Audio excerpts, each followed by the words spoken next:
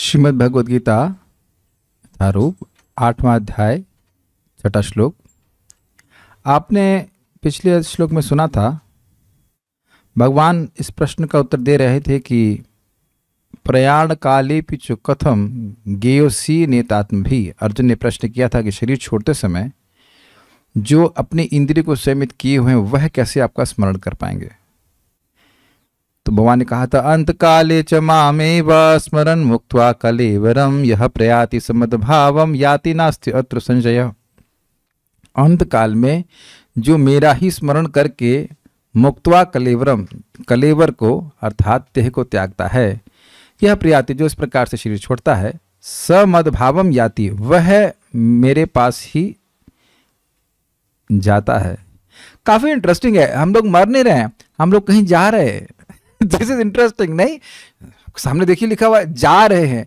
हाँ, यह अद्भुत बात है कि हमको मालूम चल रहा है कि हम कहाँ या कौन कहाँ जा रहा है। अरे भैया, किसने देखा है कौन कहाँ जा रहा है? हाँ, जो जिसने देखा है जो लेके जवा रहा है, जो जाने की व्यवस्था कर रहा है, वो सब बता रहा है। कोई व्यक्ति अगर भगवान का स्मरण करता है तो वह भगवान के पास जाएगा ही। अगर मेरा ही स्मरण करेगा इस तो मेरे पास जाएगा ही। इसीलिए कह रहे नास्ति अत्र संशय। अत्र इसमें कोई संशय नहीं ही है, कोई संशय नहीं है। तो ये केवल आप ही के संग होता है कि आपका स्मरण करेंगे तो आपके पास जाएंगे। और ऐसा हो सकता हो कि किसी और का स्मरण करते हो तो कहीं भी पहुंच जाते हो। सकता है दुर्गा जी का स्मरण करते हो और गणेश जी के पास पहुंच जाते हो, गणेश जी का स्मरण करते हो अमेरिका पहुंच जाते हो। क्या ऐसा होता है? कहते नहीं, माइक आपके पास है, आज आप ले लीजिए, सेवा है आपके लिए, प्लीज हैव द श्लोक इन फ्रंट ऑफ यू, या वहीं आगे बैठ के आप बोल सकते हैं। क्या भैया ऐसा होता है कि किसी का भी स्मरण करो वहीं पहुंच जाओगे? ये भारत में बहुत बड़ी फिलॉसफी है कि भैया किसी का भी भजन करो कहीं वहीं पहुंच जाओगे। ये नहीं बताते वहां कहाँ, लेकिन वहीं पहुंच जाओगे। तो ऐसा नहीं है। ये कोई भगवान कह रहे कोई बड़ी नई बात नहीं बता रहा हूं।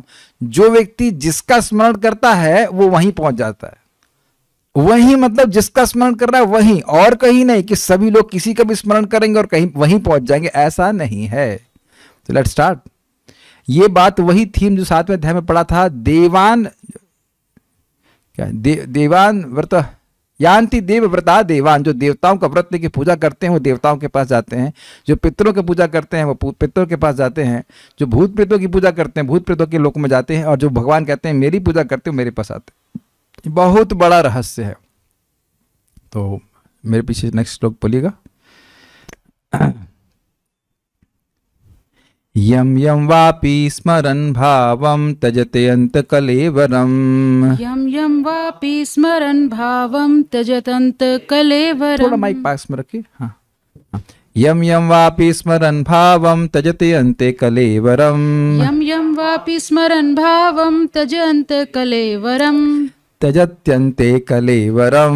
त्यजत अन्ते कलेवरम। तम तमेवेति कौन्तेय सदा तद्भाव भावितः।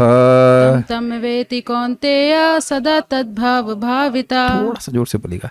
यम यम वापि स्मरन् भावं त्यजत्यन्ते कलेवरम। यम यम वापि स्मरन् भावं त्यज अन्ते कलेवरम। त्यजत्यन्ते कलेवरम। त्यजत अन्ते कलेवरम। तमेवेति कौन्तेय सदा तद्भाव भावितः। तम वेति कौन्तेय सदा तद्भाव भाविता। यम यम वापि स्मरन् भावं त्यजत्यन्ते कलेवरम। यम यम वापि स्मरन् भावं त्यजत अन्ते कलेवरम। तमेवेति कौन्तेय सदा तद्भाव भावितः। तम वेति कौन्तेय सदा तद्भाव भाविता। यम यम वापि स्मरन् भावं त्यजत्यन्ते कलेवरम। यम यम वापि स्मरन् भावं त्यजत अन्ते कलेवरम। त्यजत्यन्ते कलेवरम। त्यजत अन्ते कलेवरम। तमेवेति कौन्तेय सदा तद्भाव भावितः। तम वेति कौन्तेय सदा तद्भाव भाविता। Thank you. श्लोक बहुत छोटा सा है लेकिन पूरा जिंदगी अप्लाई करना है भाई। हे कुंती पुत्र, शरीर त्यागते समय मनुष्य जिस जिस भाव का स्मरण करता है वह उस भाव को निश्चित रूप से प्राप्त होता है।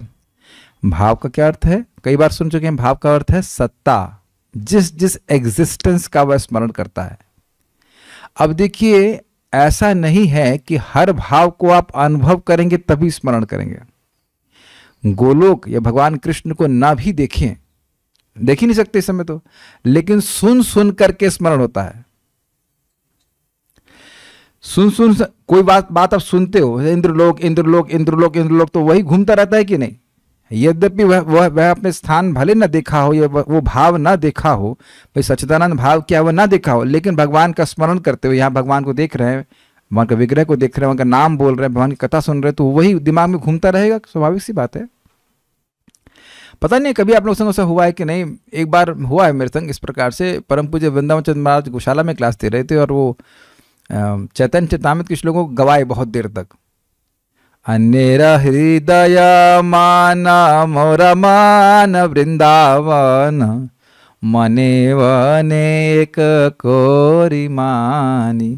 तो इतनी देर आवृत्ति करा, सब भक्त जोर जोर से बोल रहे थे कि जब मैं क्लास के बाद सोने गया तो वह भी ऑटोमेटिक चल रहा था। समझ में आ गया, बिल्कुल समझ में आ गया ना कि कैसे हमें सहज वस्तुओं का स्मरण होता है। जिनका श्रवण कीर्तन का बहुत अभ्यास होता है उनका स्मरण सहज रूप से हो जाता है। ये बात समझ में आ रही है।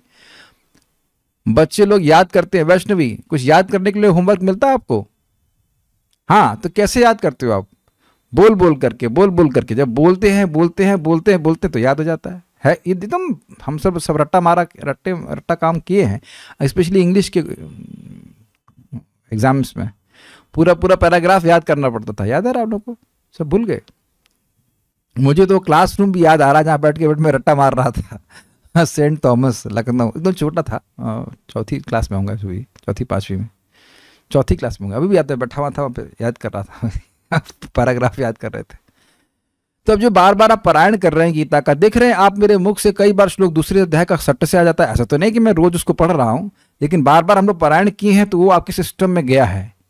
देखिए, ये श्लोक खाली पढ़ के निकल ले जाना, ये श्लोक हमें पूरा जीवन अप्लाई करना है, क्योंकि इसी पे हमारी मृत्यु निर्भर करती है। जिस जिस भाव को हम स्मरण करेंगे कि अभी हम मर रहे हैं, ओहो काश मैं गोलोक जाता, भगवान का स्मरण, भगवान कृष्ण का स्मरण करेगा तो भगवान के पास चला जाएगा। और यह आप देख रहे हैं कि भगवान की उपासना करने से भगवान की जिस भी वस्तु की हम उपासना करते हैं, उसमें मन को यहाँ पे अभिनिविष्ट करते हैं, एब्जॉर्ब करते हैं, उसी का स्मरण होता है। और उसको अन्वय से और क्लियर होगा। देखिए कौनती है, हे कुंती पुत्र, अंत काल में यम यम अपि वा भावम, जिस जिस विषय की, जिस जिस स्थिति की स्मरण चिंता करते हुए, चिंतन करते हुए, कलेवरम त्यजति, शरीर त्याग करते हैं, सदा तद भाव भाविता, उसी विषय के चिंतन में तन्मय, तम एव एति, उसी भाव को प्राप्त होते हैं। ये शब्द बहुत सुंदर है, सदा तद भाव भाविता। सदा मतलब हमेशा, तद मतलब वह है, और भाव भावित। देखिए भावना का आप लोग जनरली इमोशंस लेते हैं, तो जरा देखिए इमोशंस का स्वरूप क्या होता है। इसको एक्सप्लेन किया गया है सीता स्वामी पाद के तरह द्वारा, वासित होना, भावित होना अर्थात वासित होना। उस भाव का मतलब वो स्मरण के द्वारा उसका चित्त वासित रहता है। जैसे मान लीजिए गुलाब के पेटल्स होते हैं, उसको पानी में डाल दे बहुत देर तक, तो उसकी खुशबू से द्वारा वह जल वासित हो जाता है। वो देखने में जली है, लेकिन जल में वासना मतलब एक महक है। जैसे मट्टी का तेल, अब तो समझ में आ गया होगा, मट्टी का तेल किसी बोतल में डाल दीजिए तो आप उसको निकाल भी देंगे और उसमें मान लीजिए जूस डाल दें अपना, तो आप कहेंगे कि मट्टी के तेल की महक कैसे आ रही है यार, बड़ा खराब है कुछ। ऐसा हुआ कभी हो जाता है, खाने तक में ऐसा जाता है, हाँ, हल्का सा टच हो जाता है उसकी, वो वासित के अर्थ में कह रहा हूँ। ये चीज मैं पहली बार देख रहा हूँ, मतलब कंसेप्ट तो पता था हमको, लेकिन इस श्लोक में है ये मैं पहली बार देख रहा हूँ, हमको बहुत अच्छा लगा था। मैं इस बात पे फोकस करूंगा कि हम जो कर्म करते हैं वह वासना के ऊपर आधारित, तो चलो ठीक है, लेकिन अब उस कर्म से, वो वासना से हमारा चित्त वासित हो जाता है। यही बात भगवान गीता में आगे कहेंगे, वायुर्गंधा निवासयात, जैसे वायु में गंध निवास करती है, ऐसे जीवात्मा अपने सूक्ष्म शरीर में अपनी वासना को, अपनी इच्छा को लेकर दूसरे शरीर में जाता है। तो अब आप लोग बिल्कुल स्पष्ट समझ रहे हैं, अगर वो बोतल है जिसमें कोई चीज पड़ी थी, मान लीजिए जैसे ये फॉर एग्जाम्पल मट्टी का तेल था, तो उसको बार बार शोधित करते रहते हैं, तो एक समय में सारी वासना या सारी जो बदबू है वह चली जाती है। तो इस समय हम मट्टी के तेल के एग्जाम्पल क्यों दिए आप समझ ही गए होंगे, क्योंकि हमारे हृदय में कौन सी वासना है, भोग वासना। अब आप यह बताएं कि मट्टी के तेल की थोड़ी सी भी खुशबू होगी तो क्या खीर अच्छी लगेगी? हम सोचना भी नहीं चाहते हैं। तो अब समझ में आया कि जो कहते हो भाई कि भाई हम नाम कर रहे हैं, हमको सुख नहीं मिल रहा है, तो पहले मट्टी के तेल की जो भोग की वासना जरा उसको तो देखो, किलो के हिसाब से वासना भरी हुई है, करोड़ों का टन वासना भरी हुई है, और सोच रहा है कि मैं सुख मिल जाएगा। लेकिन निरुत्साह होने की जरूरत नहीं है, भगवान का नाम उच्चारण करते जाएंगे तो देखेंगे कि धीरे धीरे वासना गायब। जैसे अब भक्तों का अनुभव है कि वह अपने जीवन में 20-21 साल मान लो मांस भक्षण किए हैं, और भक्त लोग ऐसा अनुभव शेयर करते हैं कि भाई उस समय ऐसी स्थिति होती थी कि अरे यार 4 दिन हो गए यार मुर्गा नहीं खाया है, तो अब वो वासना भरी हुई थी मन में, तो भक्ति कर रहे हैं तो अब छोड़ दिए तो वासना ऐसे गायब हो गई जैसे गधे के सर से सींग। तो ये एक बहुत भयानक वासना जो कि अगले उनको बहुत बुरा आदरम देने वाली थी, वह कैसे गायब हुई? हरे कृष्णा कृष्ण कृष्ण हरे हरे, हरे राम राम राम हरे हरे। ये वासना का निर्मूलन करने वाला महामंत्र। मंत्र का मतलब क्या होता है? मनः त्रायते इति मंत्र, मन का जो त्राण करे। किससे त्राण करे? इस मट्टी के तेल जैसी गंदी वासनाओं से त्राण कर दे। ये मंत्र का कार्य है, वो कार्य ही करेगा ऐसे। बहुत बड़ी इंपॉर्टेंट बात समझने को होगी यहाँ पे, इसको प्रपात तात्पर्य में क्लियर करेंगे हरे कृष्ण मंत्र के उच्चारण के द्वारा। तो अब वह वासना गई तो गई। क्या आप लोग के जीवन में ऐसा कुछ नहीं हुआ कि एक वासना जो थी जो परेशान कर रही थी वो अब गई तो चली ही गई? प्रभु जी के देर से तो अन्न खाने की वासना भी चली गई। ये पहले अन्न खाते थे कि बचपन से ऐसे फलहारी बाबा है खाते थे, अब पता नहीं है इच्छा आती है खाने की? नहीं, अभी भी आती, अभी है तो, लेकिन चलो ठीक है। लेकिन आप ये देखें कि बहुत से लोग होते हैं, ऐसे मैं एक व्यक्ति को जानता हूँ 365 दिन उनकी साधना थी, निष्ठ थे शराब पीने की। तो अब ऐसी वासना हम लोग की तो है नहीं, हम तो कभी पिए नहीं, इस जन्म में नहीं पी भाई पिछले जन्म का पता नहीं। तो अब वो कितनी स्ट्रांग वासना होगी सोचिए, 40 साल नित्य 365 दिन शराब पी रहा है कोई व्यक्ति, कितना स्ट्रांग वो चीज होगी इसके चित्त में वासना। लेकिन भगवान का नाम उच्चारण करने से वो ऐसे गायब होगी कि बिल्कुल नहीं पीते हैं। Is that okay? वासना होगी तो पिएगा ना, वासना है ही नहीं। तो सूत्र बिल्कुल स्पष्ट समझ आ रहा है कि जिस जिस भाव का, जिस जिस वस्तु में उसने अपने कर्म अर्पित किए हैं, उस कारण से वो उन कर्मों के द्वारा उसका भाव या चित्त जो है वह भावित होता चला जा रहा है। भावित समझ गए? वो उसमें वो महक परमिएट कर रही है, परमिएट भी नहीं कर रही है, परमिएट के साथ साथ परवेड कर रही है, ऑल परवेडिंग। मुझे एग्जाम्पल आपको दिया था, वो जो बिजनेसमैन था, कल वाली कथा थी ना, जो जिंदगी भर बिजनेस किया, तो मरते समय भी वो बिजनेस के बारे में ही सोचेगा। समझ रहे हैं? ये बात है। तो आप सोचिए, जब आप जिंदगी भर भगवत गीता पढ़ेंगे और रोज पढ़ेंगे भगवत गीता भागवतम, तो अब और कोई इच्छा होगी ही नहीं ना मरते समय। एक जीवन करके तो देखिए कि रोज 16 माला का जप करें, रोज आप भगवत गीता पढ़ें, रोज भागवतम पढ़ें, और देखिए कि मृत्यु समय किसी और चीज का स्मरण हो पा रहा है कि नहीं। आप प्रैक्टिकल देख रहे हैं। मैं कभी मैं थोड़ा न्यूज देख लेता हूँ, जब वॉर की बात होती है, मतलब थोड़ा सा वॉर में हमको रुचि रहती है, लेकिन मैं देखा कि 2-4 लाइन पढ़ने के बाद बिल्कुल मन खराब हो जाता है, कुछ नहीं है। और जब भगवत गीता पढ़ते हैं, जब का मतलब रोज ही पढ़ते हैं, इतने पतित नहीं है, we have some contaminations but not that much. तो जब पढ़ते वाह वाह वाह वाह क्या बात है, क्या बात, उसको बार बार पढ़ना मंथन करने में बहुत रुचि होती है।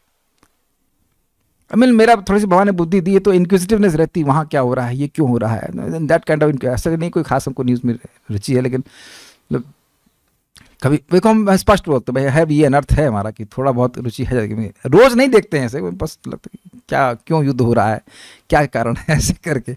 लेकिन उसमें बिल्कुल रुचि समाप्त हो गई। तो अब भगवान का मंत्र क्या कर रहा है जरा देखिए, वो स्पष्टतः गीता और भागवत में रुचि प्रस्तुत कर रहा है, और स्पष्टतः जो भी भौतिक जरा सा भी कुछ है उसमें रस को समाप्त कर दे रहा है। बिल्कुल स्पष्ट समझ में आ रहा है। अरे भाई प्लीज बुरा ना मत मानिए, हम बहुत पहले न्यूज़पेपर पढ़ते थे, न्यूज़पेपर नहीं पढ़ते हैं, वो इतने बुरे आदमी नहीं है। जस्ट थोड़ा सा, मतलब ऐसा नहीं कि बहुत ज़्यादा रुचि है उसमें, just out of inquisitiveness I will read something sometimes like that. Okay okay, I am sorry but I should not do it, but है कि इंक्विजिटिवनेस रहती है तो। अब लेकिन उसमें टेस्ट गायब हो गया है, टेस्ट गायब हो गया। ये बहुत इंटरेस्टिंग चीज़ है। मैं सोच रहा था कि भगवान की जो कथा है, शब्द हैं, ये तो जीवंत हैं, और ये सब शब्द कैसे हैं, जैसे तेल में किसी सब्जी को फ्राई कर दीजिए सारा तत्व तो गायब हो जाता है, उसी तरह ये हा का ना इसी से बनता है ना शब्द, कोई न्यूज़। लेकिन क्योंकि वो भौतिक जगत का वर्णन है, वो पूरा उसको उसमें जीवन समाप्त हो जाता है। आज प्रभुपाद जी के लेक्चर हम सुन रहे थे, उसका लिंक इससे बहुत सुंदर है 8वें अध्याय में। अरे जगत कैसा है, ये एक मूवी की तरह है, मूवी दिखाई जा रही है, वहां कोई सब्सटेंस नहीं है, लेकिन व्यक्ति उसमें एब्जॉर्ब होने के कारण वहां रुका हो रहता है। अग्रीड? ना तो वहां कोई हीरोइन है, ना कोई हीरो है, ना कुछ नहीं है, लेकिन 3 घंटे वहां आप इसलिए बैठे हो कि वहां बैठे रहना चाहते हैं, वहां कुछ है नहीं। अच्छा चलिए मान लीजिए पिक्चर ना चलाई जाए, तो क्या आप 3 घंटा उस सफेद पर्दे को देखने वाले हैं?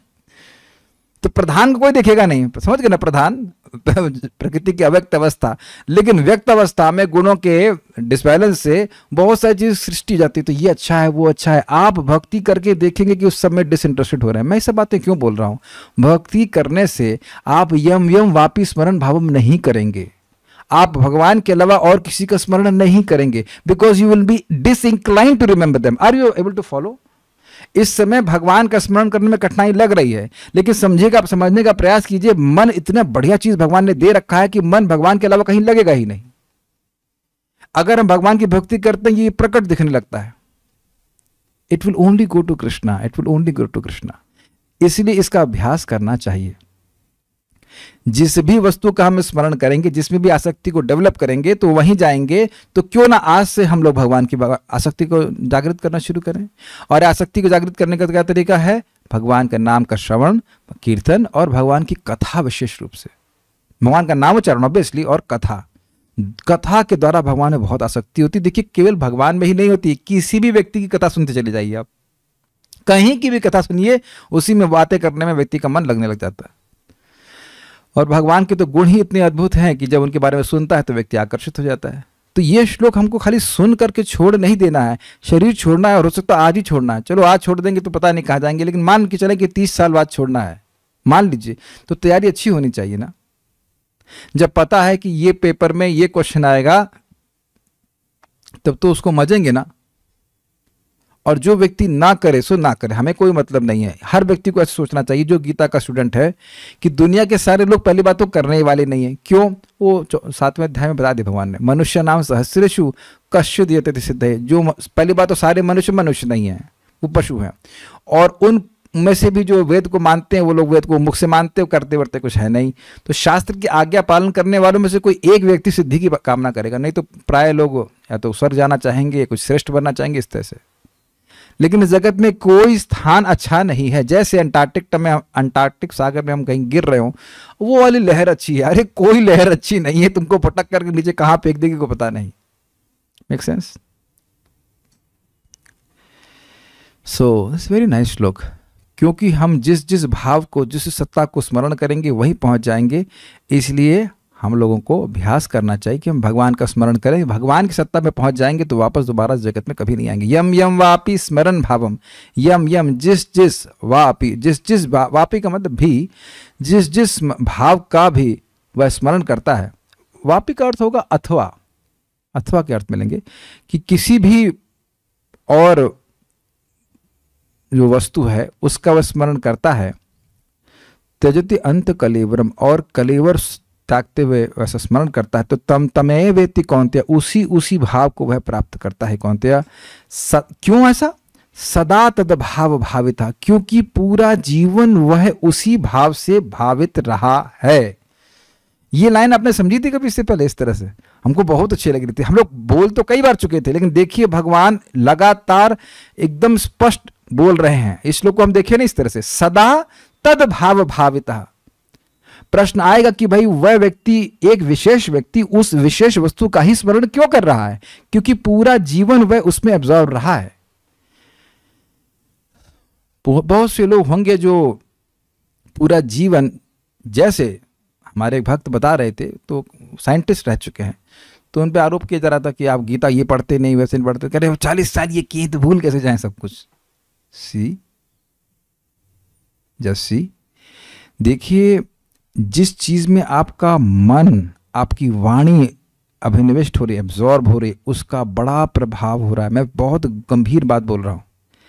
किसी भी विषय को आप जब चर्चा करते हो तो वह आपके चित्त में और गहरा चला जाता है। मैं फिर रिपीट कर रहा हूं क्योंकि इस बात को हम महत्व नहीं समझ पाते। किसी भी विषय की चर्चा हम करते हैं, सुनाई पड़ रहा है सब लोगों को, तो वह हमारे चित्त में और गहरा चला जाता है। इसलिए गीता पढ़ने से ज़्यादा महत्वपूर्ण है कि हम साथ में आके चर्चा करें। पढ़ें तो सही है, लेकिन पढ़ना तो ठीक ही है, लेकिन आप हर बार देख रहे हैं ना, प्रतिदिन देख रहे हैं, मैं तो देख ही रहा हूं कि चर्चा करने से बातें और अधिक समझ में आती हैं। आप समझ रहे होंगे कि मैं क्या बोलने वाला हूं। अब देखिए, गीता तो सुन ली हमने, लेकिन उसके बाद फिर जगत की चर्चा शुरू कर दी तो वो बातें और हृदय में धस जाएंगी। और अब आप समझ गए, सदा तद्भाव भाविता। जब वही बातें चित्त में घूमती रहेंगी तो वही बात चित्त में घूमेगी जब हम शरीर छोड़ेंगे।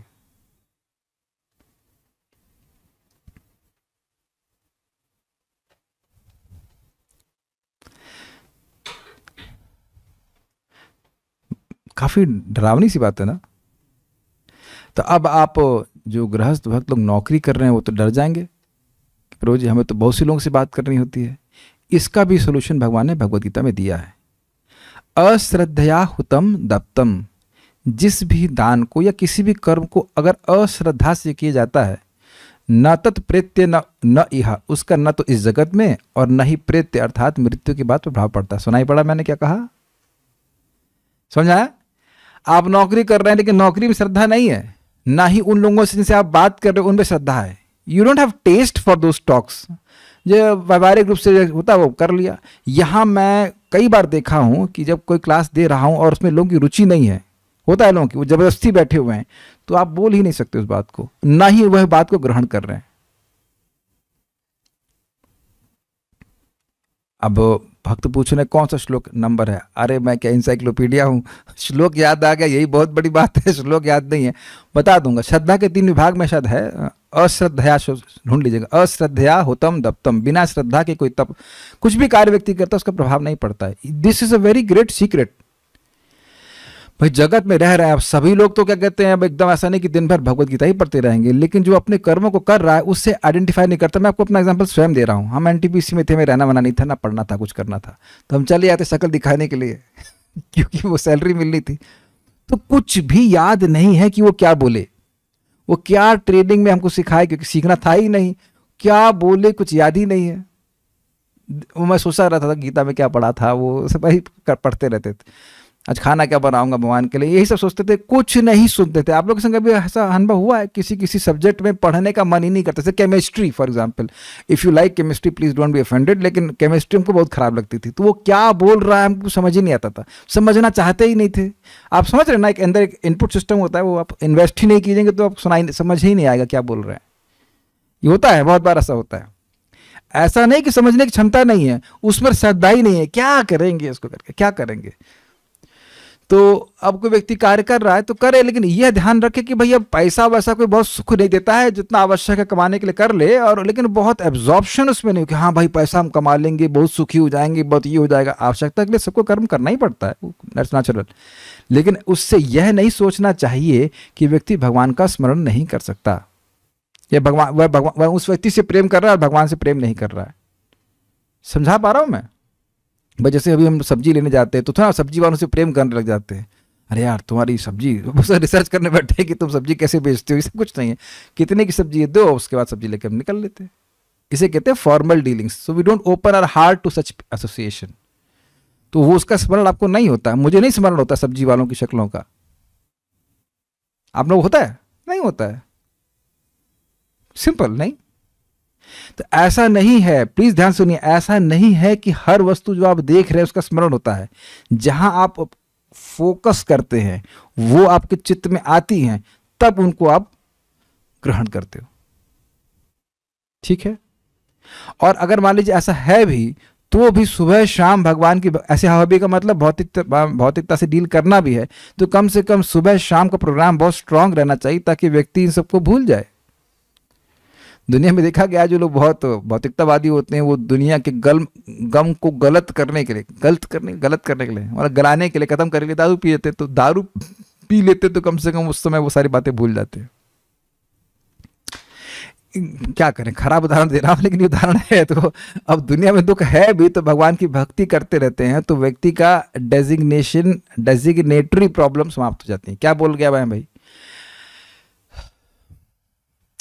मान लीजिए आप कोई रोमांटिक पिक्चर देख रहे हैं और साइड में इस्कॉन का डिवोटी बैठा हुआ है। देखो ये हीरोइन यहाँ पे है नहीं, ये तो केवल RGB लाइट्स है, ये हीरो नहीं है, ये सिर्फ प्रेम नहीं करता है। तो आप कहेंगे यार सारी पिक्चर का तुम पानी फेंक दे रहे हो, पानी। यही भगवत गीता करती है।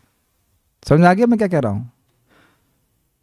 आपको दिखाने लगे ना तो भाई यहाँ कोई किसी का पति है, ना किसी का पत्नी है, ना किसी के बच्चे हैं, कुछ नहीं है, तुम आत्मा हो, भगवान के अंश। जो बार बार सुनते रहते तो हमारी ये जो सो कॉल्ड इल्यूजन है ना, नॉट सो कॉल्ड इल्यूजन, जो इल्यूजन है कि भाई ये बड़ा अच्छा है, मैं जगत में बहुत प्रसिद्ध हो जाऊंगा, मैं ये हो जाऊंगा, वो हो जाऊंगा, उस पर पूरा पानी फेर देती है। आपको अनुभव होगा कि कभी कभी लोग कोई पिक्चर देख रहे होते हैं और कोई व्यक्ति देखा हुआ रहता है, तो आगे से आगे बोलने लगता है ये होगा, अरे यार तुम क्या कर रहे हो, तुम खराब मत करो मूड। तो यही भगवत गीता करती है। हम सोच रहे हैं कि हमारी पिक्चर में आगे सुखालियम होगा, भगवान कहते ना दुकालियम, अरे नहीं बहुत लंबे समय तक रहेगा, नहीं अशाश्वतम। यार पिक्चर मत खराब करो। लेकिन भगवान पिक्चर खराब करने के लिए ही है, क्योंकि हीरो हीरोइन हम नहीं है जिसको मान के बैठे हैं। हम लोग बेवकूफ है, सिनेमा में बैठे, अंधकार में बैठे हुए, उसके बाद पिक्चर को देख रहे। परम पूज्य राधानाथ महाराज बड़ा विनोद में कहते हैं कि it's quite interesting that before the movie starts you have to be in darkness. माया पहले आवरण, हमारे स्वरूप को आवरण कर लेती है, आवरणात्मिका, फिर पिक्चर चालू करती है, प्रक्षेप कर देती है। प्रक्षेप ऊपर से प्रक्षेपित होता है ना प्रोजेक्टर, उसी में एब्जॉर्ब रहता है, इसमें एब्जॉर्ब रहता है। तो मेन बात क्या है, इस जगत की कोई भी घटना हमारे लिए महत्वपूर्ण नहीं है। जैसे मैंने एग्जांपल दिया कि युद्ध के बारे में पढ़ लेता हूँ कभी मैं, लेकिन मैं बिल्कुल एक ऑब्जर्वेटरी रूप में देखता हूँ कि किस प्रकार से ये लोग, सभी लोग पूरी तरह से देह की भावना में एब्जॉर्ब होकर के लड़ रहे हैं। दोनों में से किसी को पता नहीं कि जो लोग शहीद हो गए वो गए कहाँ, शहीद होके कहाँ गए। शहीद हो गए तो ठीक है, लेकिन शहीद होकर गए कहाँ, ये प्रश्न कोई नहीं कर रहा ना, और किसी को मतलब भी नहीं है। और उस प्रश्न का उत्तर भगवान गीता में यहां दे रहे हैं, यम यम वापि स्मरण भावम त्यजते अन्ते कलेवर। यद्यपि भौतिक घटना रहती है, लेकिन मुझे दिखता है कैसे दूषित चेतना के द्वारा, एक या कुछ लोगों की दूषित चेतना के कारण पूरे कितने समाज को नुकसान पहुंच रहा है। जो लोग कहते हैं कि भक्ति का कोई प्रभाव नहीं है, तो ये बताइए कि दूषित चेतना कैसे पवित्र होती है? भक्ति के द्वारा। अगर ये सभी लोग भक्ति कर रहे होते, असंभव सी बात लगती है। लेकिन मान लो रशिया में जो प्रेसिडेंट हैं, वो कहते हैं तुम सारे लोगों को मैं महाप्रसाद मारूंगा, और ऊपर से महाप्रसाद गिरा रहे हैं, तुमको महाप्रसाद मार मार करके खत्म कर दूंगा, इतना खिलाऊंगा। तो ऐसा तो कोई करने वाला है नहीं, इज इट नॉट?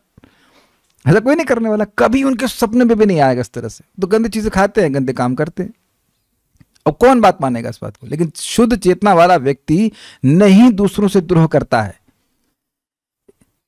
तो इस जगत को अगर आप देखेंगे, कोई न्यूज सुनते भी है तो उसका कृष्ण भावना भावित एंगल से आप देख पाते हो उसको। मैं एक एग्जांपल दे रहा हूं, दुनिया में कुछ भी है, इंफॉर्मेशन तो आएगी, लेकिन आप उस भाव से वासित नहीं होंगे, आप उसे कृष्ण भावना भावित रूप में देख पाएंगे। जैसे आप एम फार्मा में, मेडिसिन बिजनेस में, तो महाराज बड़ा अच्छा बोलते हैं कि भाई जैसे मेडिसिन के स्टोर पे बहुत सी दवाएं होती हैं, लेकिन उनमें से सारी दवा आप नहीं ले सकते हैं, पहली बात। और कुछ दवाएं आपकी बीमारी के लिए होती है, इनकी डेट निकल गई होती है। बड़ा अच्छा एग्जाम्पल देना, देखिए है मेडिसिन स्टोर पे, लेकिन एग्जाम्पल कितना सुंदर दिया कि भाई उनकी डेट निकल गई। तो डेट निकल गई कौन सी? ध्यान की, उसकी डेट तो सतयुग में समाप्त, यज्ञ की त्रेता युग में समाप्त, और विग्रह की सेवा वो द्वापर युग में समाप्त। अगर कोई डेट है किसी मेडिसिन की तो है हरे कृष्णा कृष्ण कृष्णा हरे हरे, हरे राम राम राम हरे हरे, ये है। तो मैं खाली बोल रहा हूं कि यद्यपि इस जगत में व्यक्ति रह रहा है, फिर भी वह कृष्ण भावना भावित हो सकता है। ऐसा नहीं कि आप 24 घंटे हरे कृष्ण मंत्र ही जप करेंगे, लेकिन जो सुबह, ध्यान से सुनिए, जो सुबह आप जाप बढ़िया से करेंगे उसके द्वारा भगवान ऐसी चेतना का निर्माण कर देंगे कि भौतिक वस्तुओं को देख करके भी आपको कृष्ण का स्मरण होगा। ये मैं नहीं कह रहा हूं, प्रभुपाद जी बिल्कुल चैतन्य चरितामृत में स्पष्ट कह रहे हैं कि हमारे भक्तों को, कृष्ण भावनामृत आंदोलन के भक्तों को हिसाब रखना पड़ता है। इतनी किताबें आई, इतनी किताबें बेच दी, इतना पैसा आया, इतना पैसा गया, लेकिन अगर वह सुबह, बिल्कुल स्पष्ट कहते हैं, अगर वह दृढ़ता से 16 माला हरे कृष्ण मंत्र की करते हैं तो उनके ये तथाकथित भौतिक कार्यकलाप भी कृष्ण भावनामृत के आध्यात्मिक अनुशीलन से भिन्न नहीं है। यह भी उनका भगवान के प्रति प्रेम जागृत करेंगे, लेकिन तभी जब वह सुबह जाप अच्छे से करेंगे। With a pure consciousness you have to act, actions don't have to be change, क्योंकि अगले श्लोक में भगवान कहेंगे तस्मात् सर्वेषु कालेषु माम अनुस्मर युद्धचा, अपने कर्तव्यों को छोड़ने के लिए नहीं बोल रहे हैं। ऐसा नहीं कि व्यक्ति दिन भर बैठ के भगवान का स्मरण ही कर पाएगा, लेकिन भगवान का स्मरण पहले करे और फिर अपने कर्तव्यों को करे, तो इन कर्तव्यों को करते हुए उसको स्मरण रहेगा कि वह भगवान का सेवक है। सिंपल, ठीक है भाई, हमारा कोई पति नहीं है, हमारा कोई पत्नी नहीं वस्तुतः, लेकिन वो भगवान के अंश के रूप में तो है ना, वो भगवान के सेवक तो है ना, तो उनकी सेवा कृष्ण भावना भावित तरह से की जा सकती है कि नहीं की जा सकती? बिल्कुल की जा सकती है, की ही जानी चाहिए। माता पिता का कर्तव्य है कि बच्चों को कृष्ण भावना भावित बनाए जितना हो सके। Is it okay? तो वो कर्तव्य को आप कृष्ण भावना भावित तरह से कर रहे हो तो आपकी भावना तो कृष्ण भावना में बढ़ रही ना, कि मैं माँ हूं या पिता हूं या जो भी अभिभावक हूं, मेरा कर्तव्य है कि मेरे डिपेंडेंट्स को मैं कृष्ण भावना का माहौल दूं at least. So you are not becoming son conscious. आप पुत्र चेतना या पुत्री चेतना या पति चेतना या पत्नी चेतना में नहीं है, आप कृष्ण भावना में, कृष्ण चेतना में। जा रे देखो तारे कहो कृष्ण उपदेश। बहुत प्रैक्टिकल बातें मैं समझाने का प्रयास कर रहा हूं, सो उम्मीद है कि आप लोग समझ पा रहे होंगे।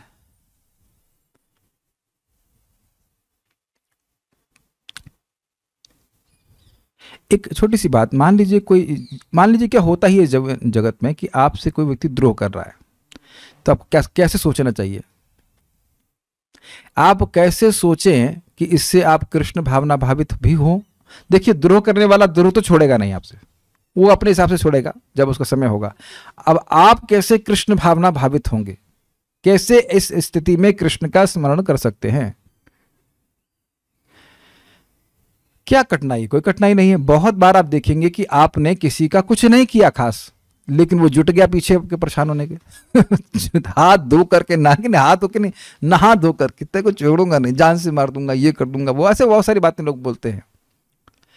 तो व्यक्ति देखेगा कि भाई निश्चित सी बात है कि मैंने इसको या किसी और को जरूर पीड़ा पहुंचाई है, तभी ये व्यक्ति मेरे को परेशान कर रहा है। इसकी गलती है नहीं, क्योंकि ईशस से ही वशे लोको योषा दारू मय था।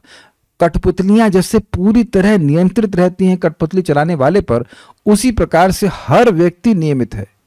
ये स्वतंत्र नहीं मेरे प्रति खराब बर्ताव करने के लिए, तो भगवान ही उसको ऐसी प्रेरणा इस समय दे रहे हैं क्योंकि मैंने ही कुछ गलत कर्म किए, लेकिन जितना ये बुरा करता उससे कम ही कर रहा है, क्योंकि भगवान मुझ पर दयालु हैं। हो गए कृष्ण भावना भावित।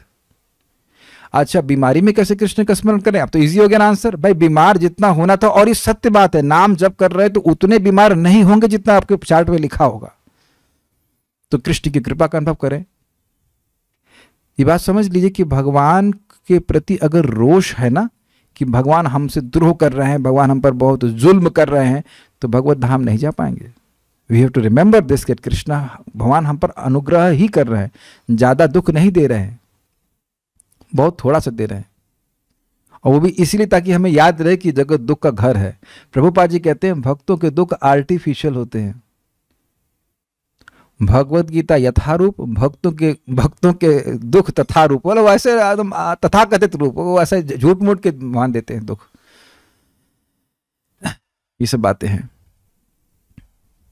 तो धीरे धीरे व्यक्ति अभ्यास करे कि हर परिस्थिति में वह कृष्ण का स्मरण करे, और हो सकता है क्योंकि ऋते अर्थम यत् प्रतीयता ना प्रतीयता चात्मनि तद विद्यात्मनो माया यथा भाषा यथा तमा। अगर हम सोच रहे हैं कि कोई वस्तु, व्यक्ति या कोई परिस्थिति भगवान से अलग है, तो हम फिर माया भावना भावित हैं, है ना? और नहीं तो कृष्ण भावना भावित हो सकते हैं। प्रभुपाद जी ने बताया ना कि तुम समझो कि भाई तुम्हारा आहार, निद्रा, भय और मैथुन भी भगवान की व्यवस्था से ही है। सुना नहीं आपने? द्रव्य कर्म च कालम च, स्वभाव जीव एव च न संति यद अनुग्रहता, ऐसा कर न संति तदुपेक्षा, अगर भगवान अनुग्रह ना करे तो उसमें कुछ भी नहीं रहने वाला है। तो भोग भी कोई भोग रहा है तो व्यक्ति स्मरण करे ये भोग भी कृष्ण की कृपा से आया है। भगवान कितने दयालु है, मैं उनसे विद्रोह करना चाहता हूं उसकी भी सुविधा दे रहे। तू विद्रोह करना चाहता है, ये ले, ये तलवार ले, तू कर विद्रोह। अच्छा, एक और इंटरेस्टिंग बात है, कोई विद्रोह करना चाहता है तो विद्रोह के लिए तलवार चाहिए, तो जो जिसके खिलाफ विद्रोह कर रहेगा वो तो तलवार नहीं देगा। लेकिन भगवान इतने दयालु है तो जानते जीव कर तो कुछ सकता नहीं है, तो चलो ठीक है, तू विद्रोह करना चाहता, जा चल तलवार भी तू ले ले, कोई दिक्कत नहीं, सब कुछ मैं ही दे रहा हूं। तो इस प्रकार से कृष्ण का स्मरण होगा। जितना कृष्ण का स्मरण होगा उतना ही हमारा भगवान का प्रेम जागृत होता जाएगा। मैं फिर रिपीट कर रहा हूं, प्लीज प्लीज हियर दिस। जितनी बार आप कृष्ण का स्मरण कर रहे हैं, किसका स्मरण कर रहे हैं, किसका कर रहे हैं, समझ रहे हैं, कृष्ण कृष्ण बोल रहे हैं, उतनी बार आपका भगवान के प्रति प्रेम है वो जागृत होता जाता है। यद्यपि शुरुआत में दिखता नहीं, इसीलिए बार बार अभ्यास करने के लिए बोला जा रहा है।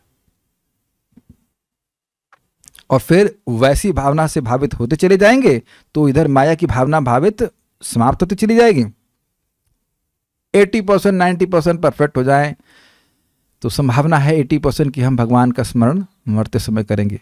हाँ, एक बात ध्यान दीजिएगा, अगर हमने 80% टाइम भगवान का स्मरण किया तो 80% चांस है कि भगवान का हम स्मरण करेंगे मृत्यु के समय, लेकिन रिजल्ट कितना आएगा, 100%। हाँ, असीम है वो, तो भगवान के पास जाओगे, विचारनीय बात है। 80% प्रोबेबिलिटी कि हम भगवान का स्मरण करेंगे। मैं केवल श्लोक ही नहीं समझा रहा हूं, उसका प्रैक्टिकल एप्लीकेशन समझा रहा हूं। आप देखो, भक्तों के संग में रहोगे, मैं यहां भक्तों को देख रहा हूं, सभी भक्तों के माथे पे तिलक है।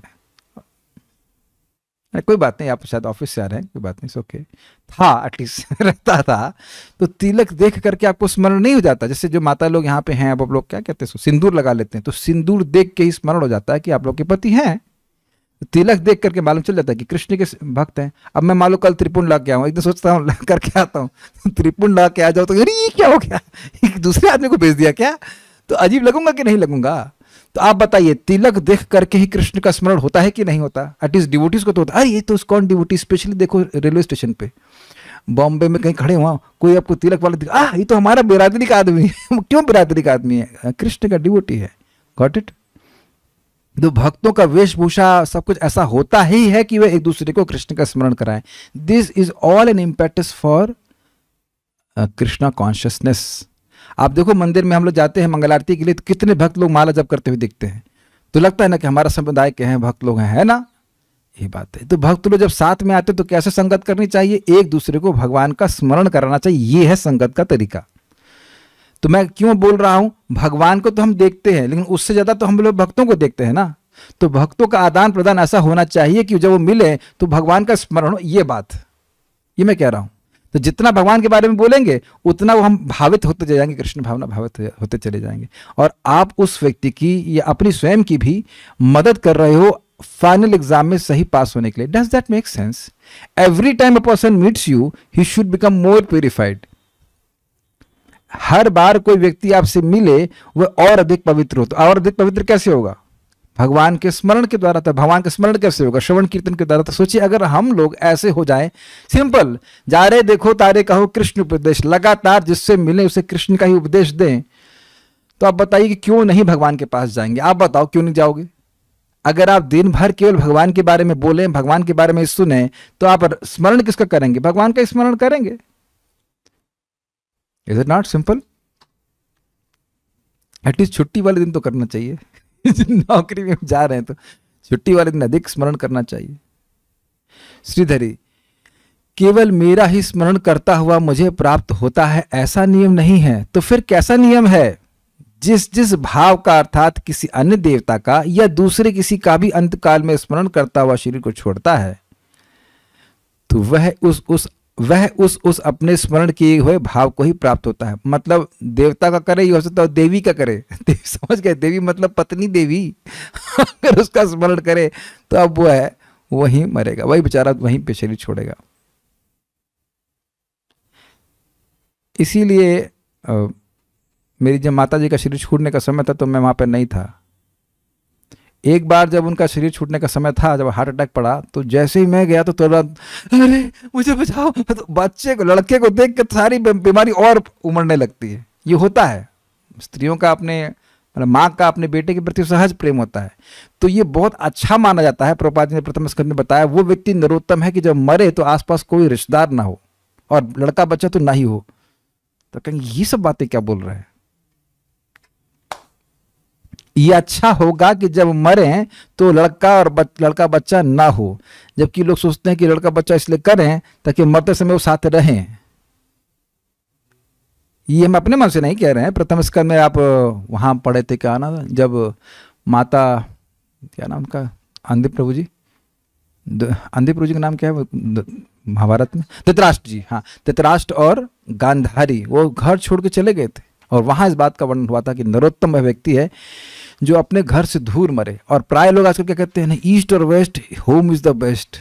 तो उसी घर में मरेंगे और उसी घर में मर के चूहा बन जाएंगे। हमने प्रैक्टिकल देखा, हमारे बाबा जी का शरीर छूट रहा था, हल्दी है कि नहीं, चाचा के लड़के का क्या होगा, ये फलान, ऐसा बहुत खतरनाक है, बहुत खतरनाक है। Actually one should die when no one is there, just like, मतलब बहुत से भक्त लोग ऐसे होते हैं, शरीर छोड़ देते हैं, उनको शरीर, उनको चिंता भी नहीं शरीर कौन जलाया नहीं जलाया, शरीर छूट गया, खत्म। जैसे कि जामिल घर छोड़ के चला गया था और भजन किया, भगवान के पास चले गए। नारद जी भागवतम से सुनेंगे आप।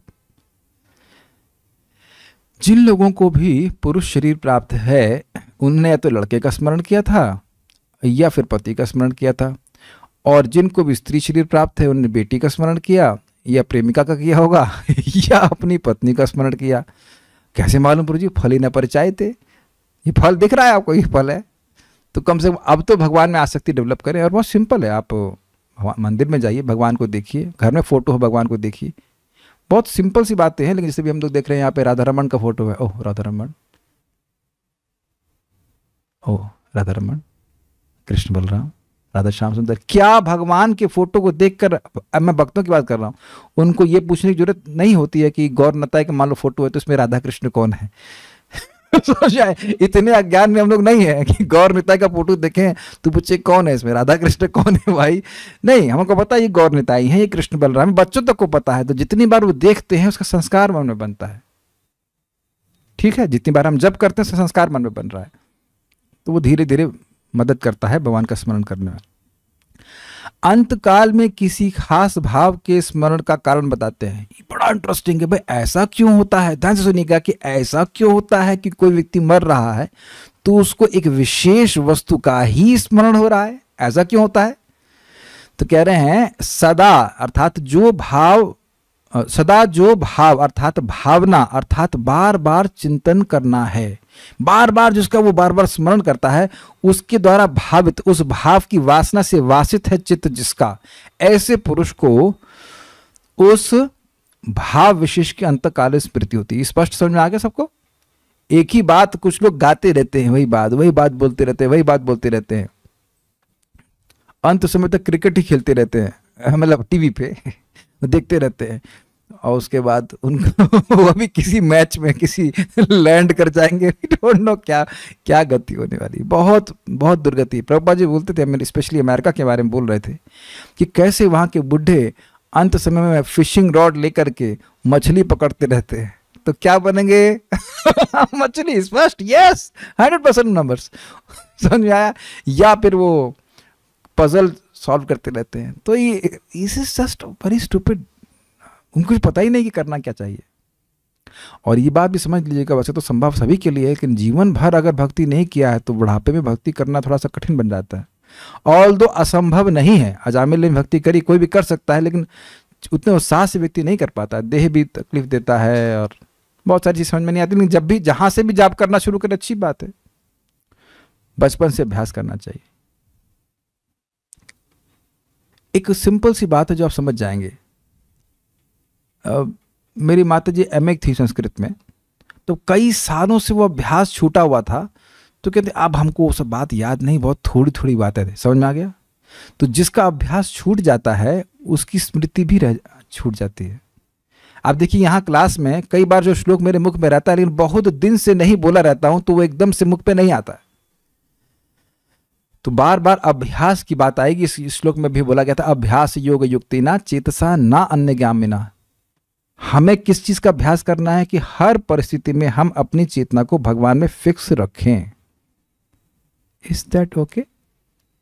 जब आज हर परिस्थिति में करेंगे तो सबसे विकट परिस्थिति भगवान के जो हमारा शरीर छोड़ने का समय होगा उसमें भी भगवान का स्मरण नैसर्गिक रूप से होगा, क्योंकि उस वक्त तक आसक्ति बढ़ती जाएगी।